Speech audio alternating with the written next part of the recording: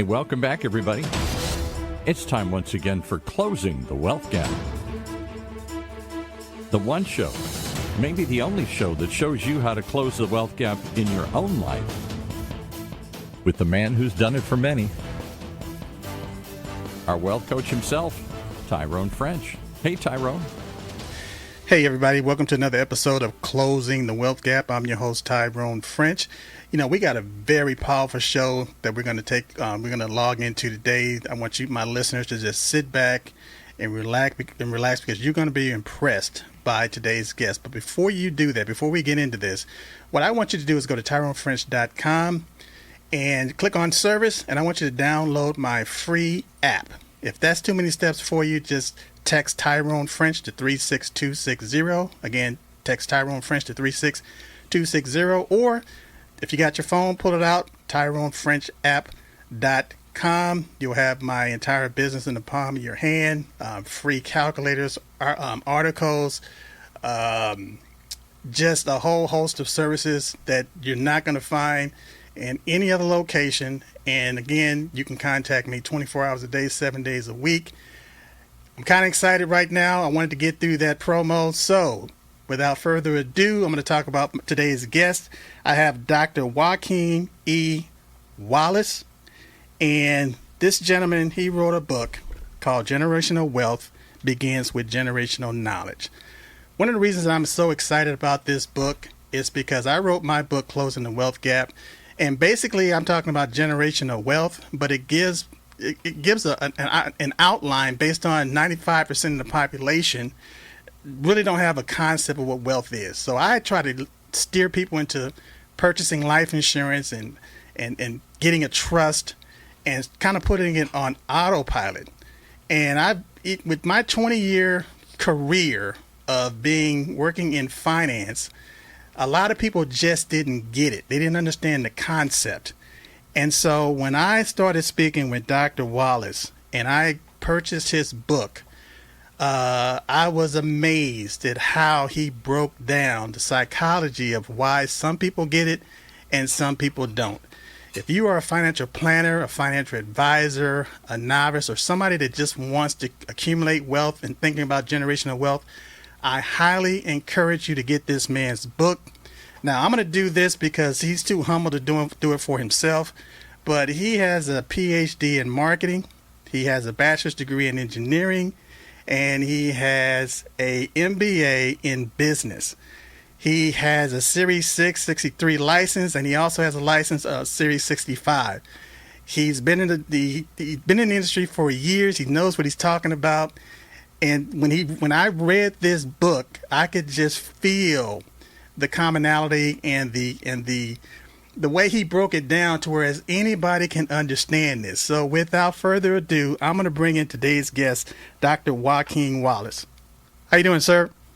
I am excited. I mean, that was a great introduction. I don't know if I can, I don't know how I'm going to be able to live up to what you just put out there to your listeners, but I'm going to try my best.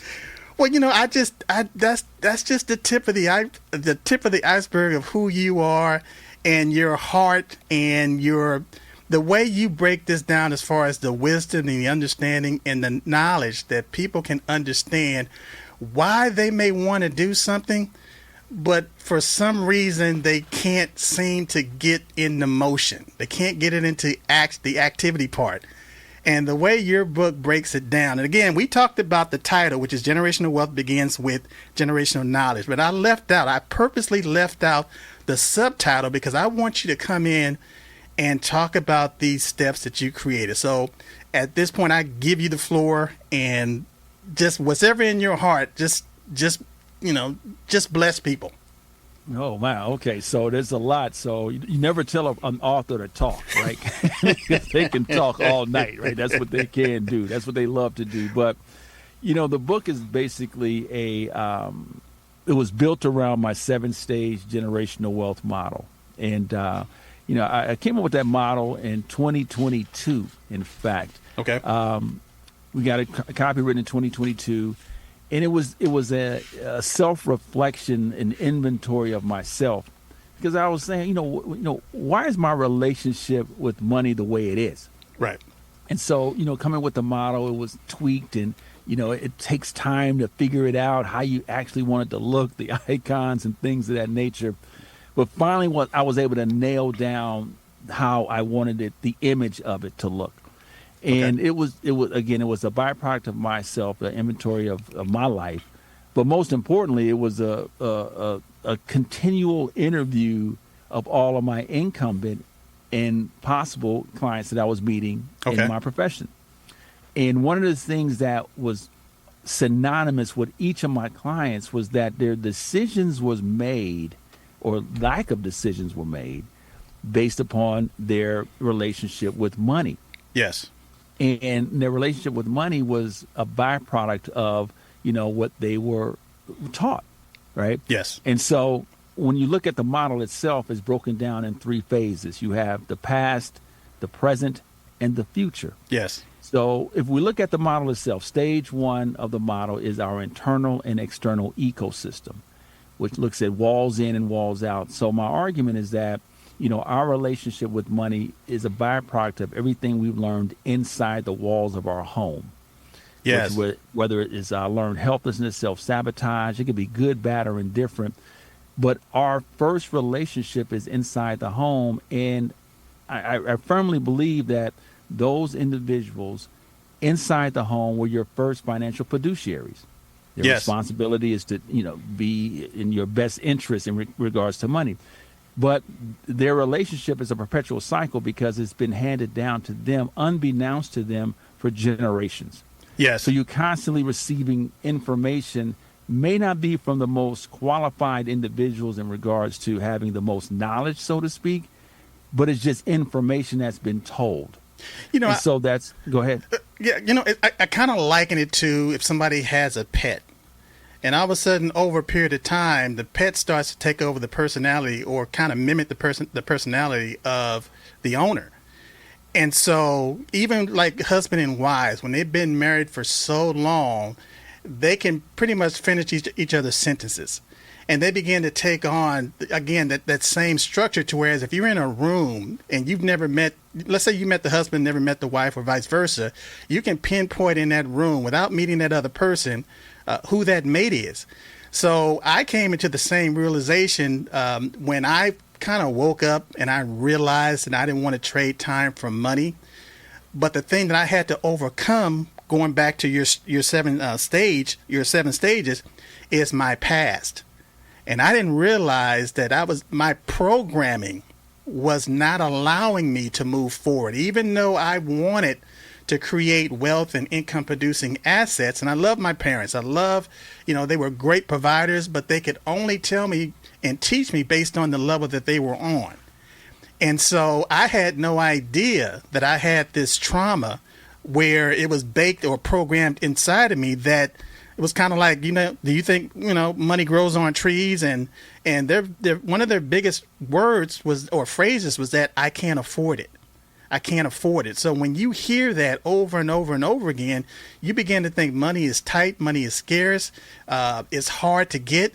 And when you're programmed to say that you can't afford it, you're not going to ask yourself, how can you afford it? You're just going to move on. So when you broke down the past, the present, and the future, what I saw was that a lot of people's past manifest into their present, which guarantees what their future is going to be. Absolutely. And so when you look at, as I said, you have the internal and external ecosystem, walls in. Yes. But then you have to take into account walls out. This is what I see when I walk outside the door. Yes. Most likely that's going to influence a lot of your decisions, what you see, what your community looks like. Yes. So, when you look at it from that perspective, your past is so pivotal in terms of like you said, giving you the blueprint of who you are. And so the second phase, which is still in the past, is your financial genetic code. Your financial genetic code is a byproduct of stage 1, inherited financial narratives and encoded financial behaviors. Your inherited financial narratives are the things that you mentioned earlier: scarcity, phrases, things that you see all the time, which you can't do, right? Which is the why. The action is the encoded financial behavior. Yes. So my why, then I have my action. That leads to your financial genetic code, which focuses on both your financial trauma and your anxiety, as you mentioned earlier. We carry so much with us unbeknownst to us. And you have to remember, this information has been given to us without our permission. Yes. And so consistently we've been, handed this narrative, so to speak, and we're continuing them on. We oftentimes repeat some of the phrases that was said in our home when we were growing up. Exactly. And so I remember one that I always said that my parents used to tell me is that, I'm so broke I can't pay attention. Right. And so exactly. Right. So when I got older, I would always say, I'm so broke I can't pay attention. Right. And I had to stop myself like, well, what am I talking about? Not realizing that we're reinforcing that negative. Exactly. We're repeating the same thing. So your first stages 1 and 2, is the past. Well, stage 3 is financial healing. Yes. This is the present, 10 toes down on where you're at that moment. This is where you have the opportunity to reprogram your financial genetic code, stages 2 and 1. But oftentimes than not, we don't have these conversations, as you know, simply because money is a topic that is not talked about in the homes. That's true. Right? So you carry this in your present day. Stage 4 of the model is financial edification, focusing on financial literacy and inclusion. But here's my argument. Oftentimes what we're hearing, two things from the media that's being pushed, this narrative, is financial literacy and generational wealth. My theory is financial literacy is a holistic process, not taught like a linear process, because oftentimes financial literacy can also be financial shaming. That is true. Also, right? So also, though, when I used to meet with a lot of my clients, yes, we can go over your credit scores. I can teach you about budgeting. I can teach you about savings and things of that nature. One of the things that got my attention was when you was talking about the financial genetic code and going back to just regular genetics. Genetics can be changed. Genetics can be altered. They could be modified. And a lot of people think that, they assume that once they get to a certain station or certain position in life that they can't change. And your book it basically says no. To the contrary, you have to have a system.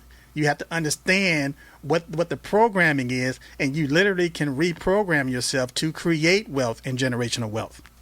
Exactly. And so, as I was saying, when you look at stage 4, we focus on financial literacy. That's what's being taught to us. Yeah. But as I mentioned earlier, it's a holistic process because it's not the same for everybody. And so let's look at an example of a couple, the husband and the wife or partner. You have two people have come from two different ecosystems.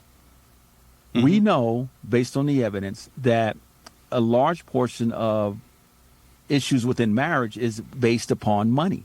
Right. This is what we do know. And also, Doc, when you talk about ecosystems, I want to, because a lot of times, based on certain phrases and words, sometimes you can throw people off. I mean, you're the doctor, but we're talking about environments based on your conditioning, your situation that you grew up in. Right. Our internal and external ecosystem, which is stage 1. Yes. And you have two people that come from two different ecosystems. They're going to look at the money from a different lens. Yes. Right. And so once you understand that, then you can provide, have some grace, so to speak. What you find a lot in opportunities such as that, you have financial infidelities, mm-hmm. where people who you don't know what accounts they may have. They've been married for 20, 30 years, right? Something has happened, they passed on, and they have all these different accounts that they didn't know of. That's financial infidelity, which comes from your stage 1 of the trauma. Financial inclusion, though, suggests that you have financial literacy, right? Then you have financial inclusion, which is the financial edification. Inclusion, as you know, as a wealth builder, is so important because these are the activities and avenues that we just don't participate in. Yes. As you mentioned, life insurance. You listen, qualified plans, non-qualified plans, investing, things of that nature, disability insurance. All of that is important. Life insurance, understanding the true methods of life insurance, term, right? Yes. Whole life, universal life. Indexed, variable universal life. Yes. All of them can be effective if used properly. Yes. We don't take advantage of that simply because we have a lot of what I call scar tissue narrative one of the narratives that is presented in my book, that suggests that something may have happened in the past life that we continue to carry that on with us. And even in psychology, they call it avoidance. Based on that trauma, you're avoiding. You know you need to do it, and you can't even talk yourself or pump yourself up to do it. You're just programmed to avoid. Right, and Brad Klontz talked about it in terms of money avoidance. So stages 3 and 4 is the present. Stages 5, 6, and 7 is the future. Stage 5 is financial well-being, which is where your soft landing is at. Stage 6 is generational knowledge, because I firmly believe that generational wealth is hard to attain without generational knowledge. And we've seen that in the past. Yes. We've seen individuals who have been successfully, who have passed on, who did not transfer their assets the correct way, whether it's life insurance, whether it's irrevocable trust, revocable trust, estate planning, power of attorneys. All of these are so important. Long-term care. This is so important in regards to transferring your wealth. So the question is, when you're talking about why is 10% of your the money that you earned left by your grandchildren, well, you know about 90% is left by your third generation, right? 90% is lost by your third generation. Yeah. Why is that? Because of generational knowledge, not having the right knowledge, the right tools in place that will allow the transfer to happen effectively, which I call creating your financial footprints to move to stage 7, which is generational wealth. The way you broke it down in your book, just based on chapter to chapter, I see the steps, I see the stages based on each particular chapter. And it's a cause and effect relationship based on, like you said, you can't possibly get the generational wealth unless you have that generational knowledge. But sometimes that trauma prevents you from even to get the knowledge. And so when you look at the model, you can go clockwise and you can go counterclockwise. Or you can jump back and forth. The key is it's depending on where you're at. That's your present. So as I mentioned, in past, present, and future, you may be in stage 5. That is your current present. Right. But something may happen to trigger you back to your stage 1 or stage 2, to bring up those traumas, those anxieties. You go back to those inherited financial narratives. You may have lost a job, right? That can move you back because, I don't want to go back to how I was before. And you find that a lot. People are not investing, things of that nature, because I need my money. The money is tight. They may remember the 2008 the market, right? So things happen in place that would take you back. So what the model suggests that it doesn't matter where you're at, you can improve your circumstances, but it's always a fresh start. And Doc, it allows you as a restart. Yes, Doc, when I see this model, the first thing I do is I think about the interests of a mall. And when you go to the entrance of the mall, the first thing you see is a directory. And that directory is going to say, you are here. And based on where you are, it's going to give you a roadmap that's based on where you want to get to, where you want to go. And when I see this 7-stage model, you can plug into where you are, but you're not going to be in the past, you're not going to be in the future, you're going to be in the present. And based on that present, now based in the compounding effect, you can really understand how to manifest that financial future that you have in your heart, that you desire for yourself and for your kids and for your grandkids. But having that roadmap and having the confidence to step out, to take that first step, not to avoid this, that to me, that is the healing process of this book. Well, and a lot of the reviews that I'm reading on Amazon is saying similar. Right. So like therapy the book is therapy, and it's different because every person has a different response. Yes. So the question was asked to me, who did you write the book for?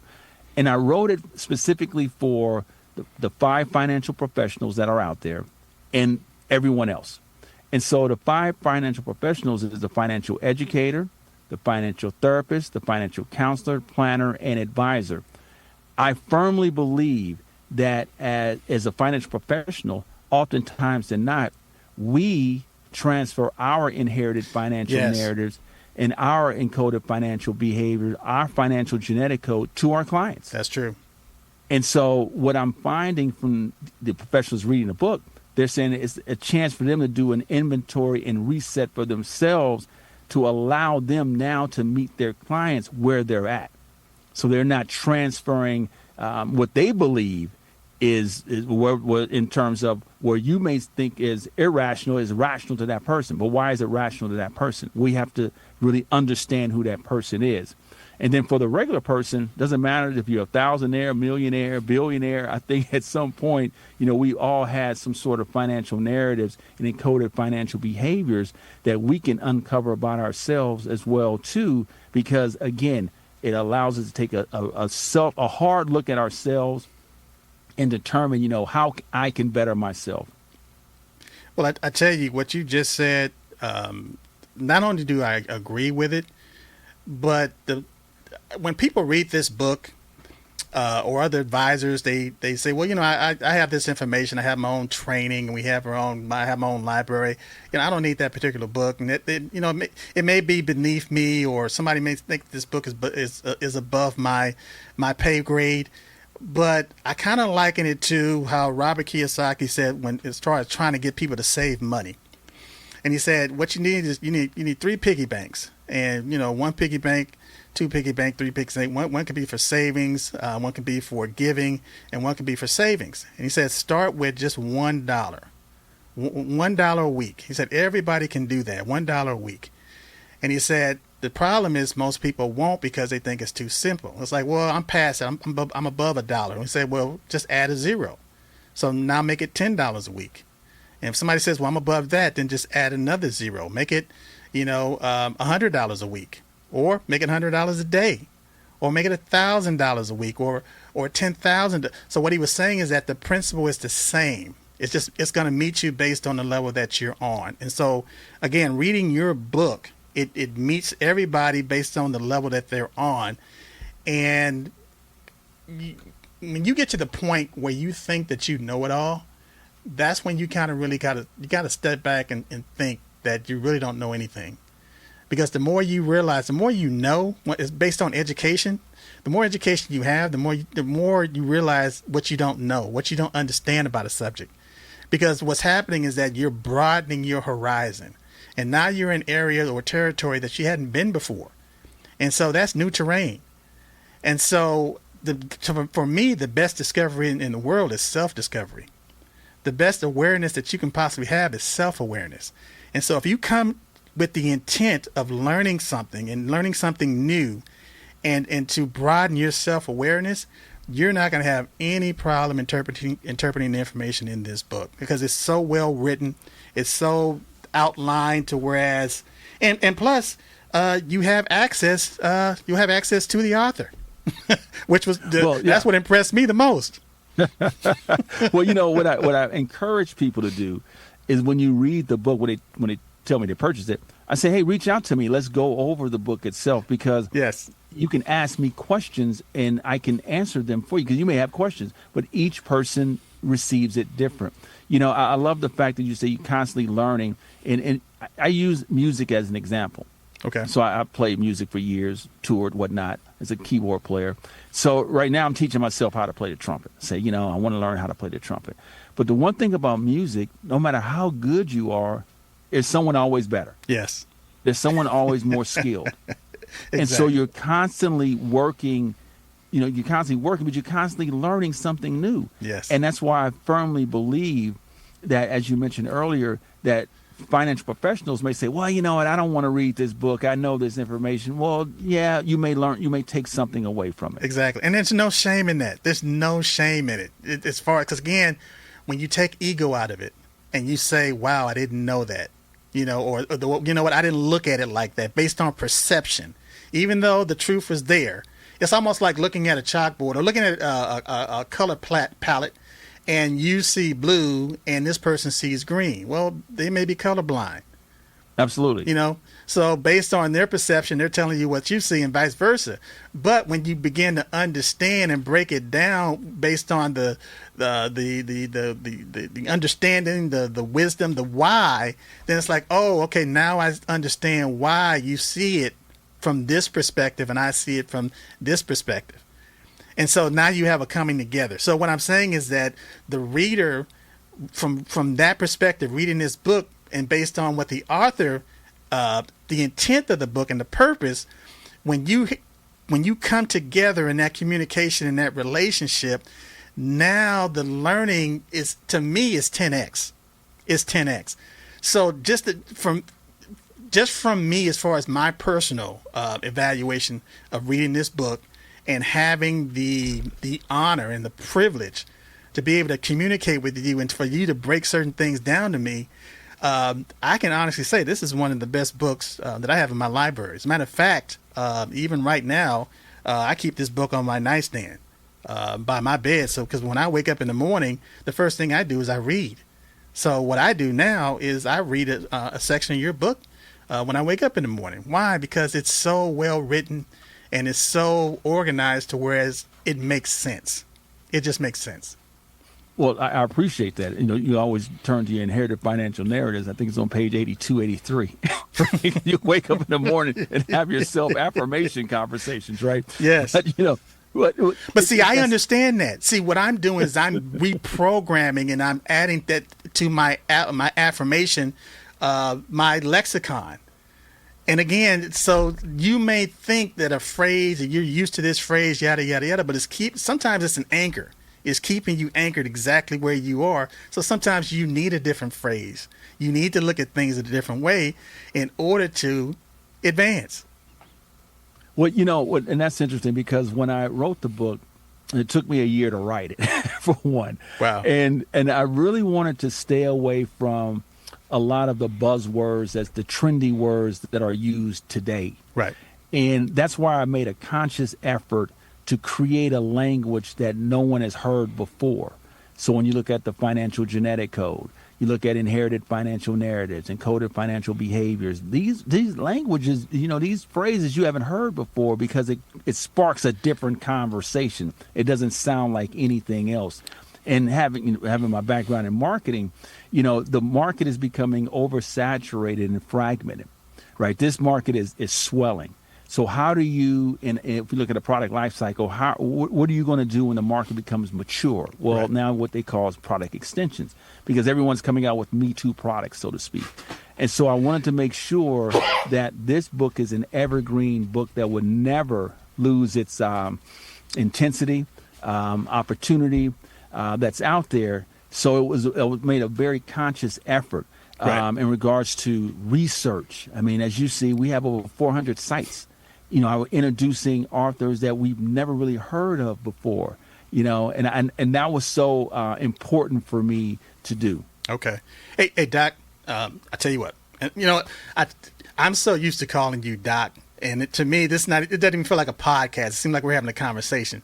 But what I am going to say is, Dr. Wallace, we only got a couple more minutes. What thought would you like to leave with my audience today as far as a takeaway from this book? Being the author and knowing it took a year to put this thing together, but I want you to just come up, just a small synopsis or a summary of what you want my listeners to come away with, and also how can they get in touch with you? First of all, how can they buy the book, and how can they get in touch with you? So let's start with the book. Amazon, go on Amazon and purchase the book. We have 3 versions. We have a Kindle, hard, and soft. Okay. My suggestion is to buy the soft or hard because after each chapter, as you know, there are self-assessments, and you can't use that on the Kindle. So you're able to participate in the self-assessments, which I think is important. What I want the listeners to take away from is the title. Generational wealth begins with generational knowledge. And oftentimes we're constantly trying to pursue generational wealth, but we don't have the generational knowledge. So It goes back to the opening we talked about. Why is 10% of your earnings left by your third generation? Well, simply because of the generational knowledge. And we've known so many of entertainers and those who have achieved it. But for the most part, I'm talking about the person that's around the corner, down the street, that we do know that has not been able to transfer their wealth successfully. Right. The only thing I would add to that is not because of their generational knowledge, but it's the lack of that generational knowledge. And I'll go with that as well. Well, that's like we'll tack that on. Well, again, Dr. Wallace, it's been a pleasure having you on the show. I would love to have you come back. Matter of fact, you have an open invitation. I know that you like jazz, and we're down here in Irvine. I know sometimes you go down to the Newport Jazz Festival. So, you have an open invitation. Give me a call, and when you're down in Irvine or Newport Beach, come to the studio, and we'll have lunch. Lunch is on me, and then we'll sit down and do a podcast. And like I said, I just think the information that you have is so relevant for today. And, you don't get to the point, and this is just Tyrone French speaking, you never get to a point where you think you know everything. And I would just look at this book as look at it as an investment, and invest a small percentage of your income to get a wealth of knowledge that not only is going to benefit you, but it's going to benefit your kids and your grandkids, and so forth and so on. So again, I applaud you, Dr. Wallace, for writing this book. Again, there's not enough adjectives for me to continue to add to what you've done. But I just hope you continue success, and hopefully you're in a position where you're actually counseling people. Because I think as a coach, you hit the nail right on the head. And there's a lot of people out there that call themselves coaches, but you have your thumb on the pulse of people as far as where we are today financially. I thank you for that. Appreciate it. Looking forward to it. Now, also, before we sign off, how can my audience get in touch with you? Well, I'm on LinkedIn as well, so you can just put my name in, Dr. Joaquin Wallace, and add me on LinkedIn. I'm also on social media, Instagram, Dr. J Wallace. I think that's what it is. I have so many social media, but Dr. J Wallace on Instagram as well. But just put my name in Google, and all of my social media does come up. Okay, outstanding. Well, again, until next time, this has been a great show, and always remember that Tyrone French is closing the wealth gap. That's our show for this week. Closing the Wealth Gap. The one show, the only show that shows you how to take control of your financial future. Right here in Orange County's only community radio station, OCTalkRadio.net.